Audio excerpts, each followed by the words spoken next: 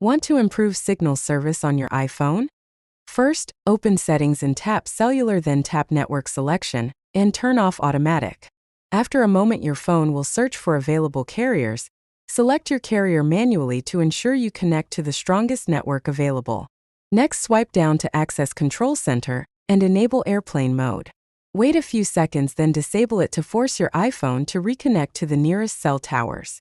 This simple toggle often restores signal bars and improves call quality and data speeds. If you still see weak reception, return to Settings, tap General, then tap About. If a carrier settings update is available, you'll see a prompt to install. Keep your carrier profile up to date to resolve known network issues. You can also remove and reseat your SIM card or clean the SIM tray to rule out hardware contact problems. Another quick fix is to restart your iPhone by holding the side button and sliding to power off, then powering back on. This clears temporary glitches and gives your device a fresh network handshake. Lastly, try moving closer to a window or higher ground, since physical obstructions and network congestion can weaken cellular reception indoors. Those steps should help maximize your iPhone's signal strength.